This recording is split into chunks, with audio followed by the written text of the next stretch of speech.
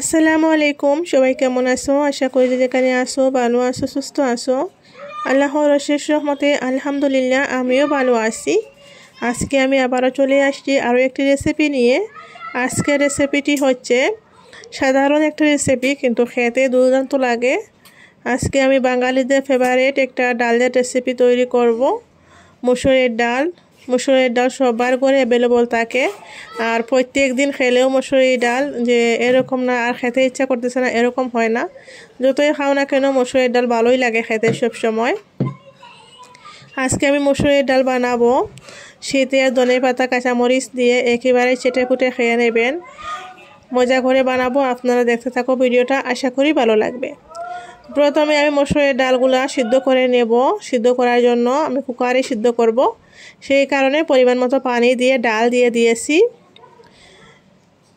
পানি একটু বেশি করে দিচ্ছি যাতে ডালগুলা পুড়ে না যায়, কারণ ডাল সিদ্ধ হওয়ার পরে বেশি হয়ে যায়, সবাই হয়তো জানেন। তো এখানে পানি দিয়ে দিয়েছি। এখন আমি এক এক করে মশলা দিয়ে দেব। আমি কেটে রাখা পেঁয়াজগুলা সিদ্ধ করার সময় দিয়ে দিচ্ছি, পরে আর পেঁয়াজ ব্যবহার করব না। সাথে আমি তেজপাতা দিয়ে দিয়েছি, 2টা তেজপাতা, আর আধা চামচ হলুদের পাউডার, ধনিয়া পাউডার আধা চামচ, আর 1 চিমটি মরিচের পাউডার দিয়েছি। এই 3টা মশলা দিয়ে তৈরি করব ডাল। অনেক সুস্বাদু একটা রেসিপি। তো এখানে আমি ডালে 3টা সিটি লাগিয়ে নিয়েছি। নেওয়ার পর আমার ডালগুলো সিদ্ধ হয়ে গিয়েছে। এখন আমি ভালো করে নাড়াচাড়া করে নিচ্ছি। নিয়ে এখন ডালে বাগার দিয়ে দেব। মসুরের ডালে সবচেয়ে মেইন হচ্ছে বাগার দেওয়া। বাগারটা দিলে মসুরের ডালের টেস্ট অনেক বেশি বেড়ে যায়। তো এখানে আমি বাগার দেওয়ার জন্য আস্ত সরিষা, তারপরে জিরা আর মেথি দিয়ে দিয়েছি।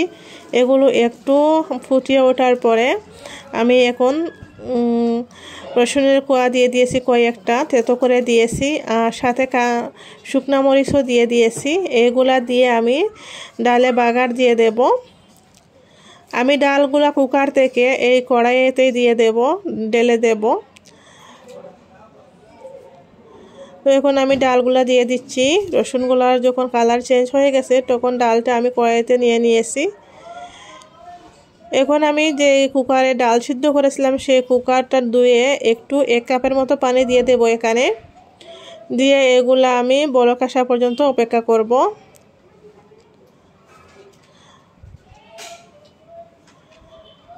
তো এখানে আমি পানি দিয়ে দিয়েছি 1 কাপের মতো। এখন আমি পরিমাণ মতো লবণ দিয়ে দিচ্ছি। আমি আগে থেকে কোনো লবণ ব্যবহার করিনি। আমাদের গ্রামে বলেন ডালে আগে থেকে লবণ ব্যবহার করলে নাকি ডাল সিদ্ধ হয় না তাড়াতাড়ি, সেই কারণে লবণ আগে থেকে দেইনি আমি। আর এখানে আমি 3টা কাঁচামরিচ একটু ছিঁড়ে দিয়ে দিচ্ছি। কাঁচামরিচটা লাস্টে দিলে অনেক ভালো একটা ফ্লেভার আসে। তারপরে আমি এখানে ধনিয়া পাতা দিয়ে দিয়েছি। আর সবচেয়ে মেইন হচ্ছে ডালে ধনিয়া পাতা না হলে ডালের টেস্টই আসে না। যে কোনো ডালে ধনিয়া পাতা দিলে অনেক মজাদার হয়। আর এই যে আমার ডাল রান্নাটা কমপ্লিট হয়ে গিয়েছে। এখন আমি গ্যাসটা বন্ধ করে নেব। ডালটা যখন একটু ফুটিয়ে উঠবে, ডালটা অনেকক্ষণ থেকে ফুটতেছে, তারপরে আমি ধনিয়া পাতা দিয়েছি। এখন গ্যাসটা বন্ধ করব। রেসিপিটা কেমন লাগলো অবশ্যই কমেন্ট করে জানিও। আর যদি তোমাদের কাছে ভালো লেগে থাকে তাহলে এখন পর্যন্ত যারা দেখতে আসো লাইক দিতে ভুলে গেলে একটা লাইক দিয়ে দিও। আর আমার চ্যানেলে নতুন হলে চ্যানেলটাকে সাবস্ক্রাইব করে নিও। পাশে থাকা নোটিফিকেশনটা অন করে দিও, যাতে ভিডিওটার সাথে সাথে আপনাদের কাছে পৌঁছে যায় আর আপনারা সময় সুযোগ করে দেখতে পারেন।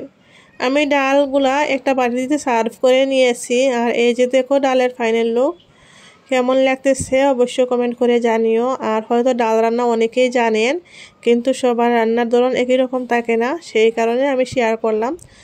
আমি আমার মতো করে শেয়ার করেছি। রেসিপিটা কেমন হয়েছে জানিও কমেন্ট করে। আর যদি ভালো লেগে থাকে তাহলে অবশ্যই ট্রাই করিও।